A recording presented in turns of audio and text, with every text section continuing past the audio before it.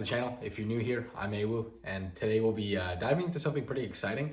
I've got the parts that I will be installing into the RX-7 FD build. We've got some pretty sick upgrades here, so I'll be giving you guys a little sneak peek into the exact parts that we have just laid out on my desk here. And yeah, just sit back, relax, and enjoy. All right, let's kick this off with arguably the upgrade that most people want to see. This is the Turblown internally wastegated kit. This is the BorgWarner 8374 turbo. It's once again internally wastegated. It's got the manifold here and everything. Our current goals are only for around 400 wheel horsepower, and this should be a really nice upgrade from the stock twins, and it should get us exactly what we're looking for very easily. It's a really nice kit. It comes with pretty much everything you need to drop it into the car. This is the turbo itself. Pretty nice. I'm really liking the internally wastegated turbos. I think it'll really clean up the setup with all the vacuum lines. We've also got all the hard lines, the manifolds there. The downpipe is really well made. Comes with the V-band, everything you're gonna need to connect it to the actual motor. The bracket right here for the wastegate actuator that we got from Turbo Smart, and then everything else is just like vacuum lines that come with it, which I'll probably be making my own. Next up, we got the part that I'm personally most excited for. This is the Greddy V-Mount kit. Well, the main pieces of the Greddy V-Mount kit, that is. I'm over here in Canada, so to import one of these from places like Sake Bomb or Bonsai or wherever, these things were running about $5 Canadian before like import and duties and everything. I was searching around the internet, you know, scouring, and I managed to find it on a website called Black Hawk Japan. I don't know if any of you guys have ever bought parts from that place, but this is pretty much half price from what everything else was on other sites. And I genuinely thought it was a scam. Ordered it. They told me it was on back order for around a month. I waited a month, and then it got shipped, and then it was at my door. So this is also a little mini review for Black Hawk Japan. So if you guys are ever needing something, go check them out. See if they have it for way cheaper. Really excited to install this into the car. Next up, we have the AC Line Kit from JP3Motorsports.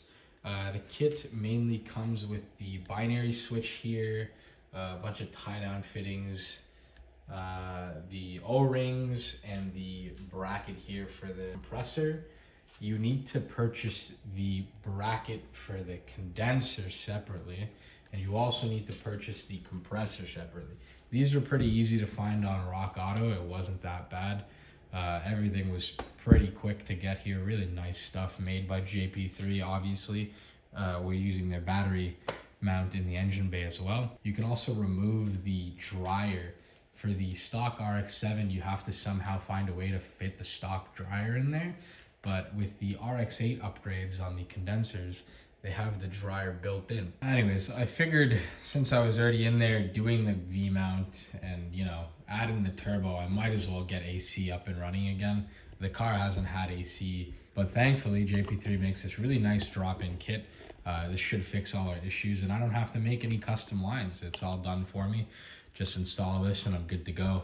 It's not even that complicated. I get to delete the stock dryer and all that. And I don't know, I hope the RX-8 stuff is reliable and actually works really nicely. Obviously, the fun thing about this is you get to buy all new parts, right? So this is brand new and shiny, and this is all brand new and shiny. I'm excited to see how this looks in the engine bay. I'm mainly excited to actually have AC in the car, so I'm not dying in the summer. You dudes in Texas who are like running in like insane heat without AC, man, you guys are just built different. Speaking of that JP3 Motorsports engine bay battery tray, this is the kit right here. It's got all the grounds. You need the covers, the brackets, and all that, the bolts, and the actual tray itself. This is pretty much an essential part of the build, especially when going Greddy V-Mount. You cannot fit the stock battery there, and I don't really want to run cables all the way to the back of the car, so this should just let me put in an Odyssey battery right in the middle. You can also get the upgrade for the anti-gravity battery. I might do that in the future. For now, I just want to get this up and running, so I'll put the Odyssey battery in there. But yeah, this is needed for the V-mount. You cannot fit a stock battery in the location with the Greddy V-mount, so this will clean up everything and make it look a lot nicer. And we'll also just get to keep the battery in the front, and it looks really sleek in the engine bay. All right, so these are just a bunch of parts that I've collected. I'll start over on the left side. Got the lower intake manifold here. The car currently has a USDM lower intake manifold on it. It's got a bunch of block off plates. It doesn't really look that nice. It's all beat up too. So I figured I'd get a JDM one and throw it in there. It's kind of scuffed up on the sides and everything, so I might get this powder coated before I install it, but we'll see how that goes. I've got some spark plugs, you know, just maintenance item there. I found a Fuel Lab pressure regulator. I already have an Aeromotive one in the car, but it was cheap enough. I think it was around 40 bucks that I figured I'd just buy it. The shift knob over here, this isn't even an FD shift knob. I bought this off of one of the people in the FD group on Facebook. He sent me some random shift knob. I don't know, maybe it's clearly not automatic. It kind of looks like the automatic shifter, but you know, it's got the manual gearbox on it. So I don't know where that was from. It was only 20 bucks Canadian, so I wasn't really gonna make a big deal over it. So I just left it. Up here we have the patch harness for the coolant level sensor. The Rywire harness does not have this built into the harness. I don't know why they did that, and they don't really tell you. I had to scour on the forums for like days to find out where the hell the sensor harness plugin was. It turns out Rywire just doesn't do it. So I had to contact Ludwig over at LMS CFI, and he sold me this patch harness that works perfectly. So I'm gonna get this installed back in. Currently, I just deleted the buzzer.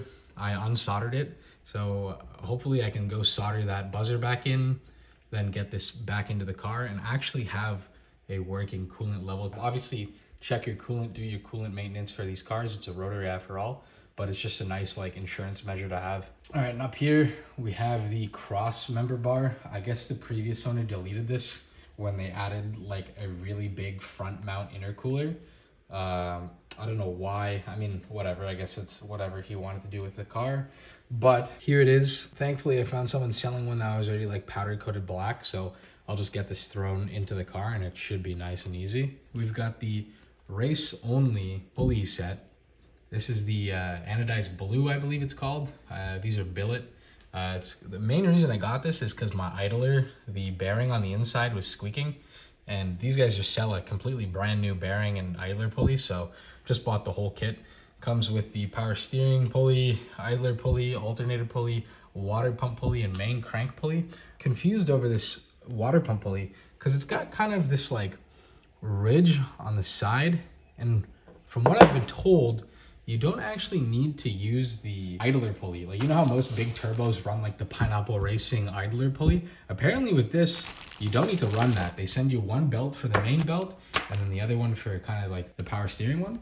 And that's it. I actually bought this before I bought all the AC stuff, so I didn't buy the right belt. But thankfully, Full Race isn't scummy, so they don't hide what size belt you need. So I just picked up a Bando belt on Amazon. It's a 6PK 1035.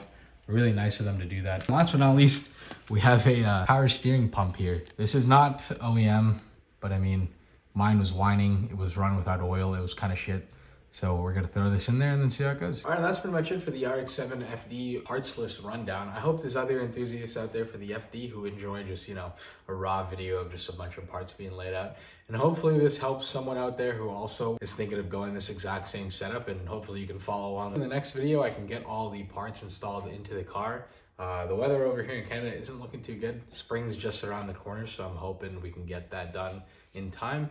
I'm gonna run down first and clean out the engine bay as much as I can with the short block still in the car. I'm gonna try to do as much as I can. I'll have the turbo out, I'll have, you know, the whole intercooler front end pretty much out. An update for the Audi guys out there watching this video, the junkyard Audi A4, the starter's dead. So if you guys know the Audi, the B8 engine, the starter is just underneath the passenger side motor mount. So that's a pain to get to, so we'll be getting to that soon. And make sure you subscribe so you don't miss out on any of the action, and I hope I see you guys in the next video. Take care. All right, I lied. We still have more parts, but as a little teaser for the next video for the FD, can you guys guess what this is just off the logo? Let me know.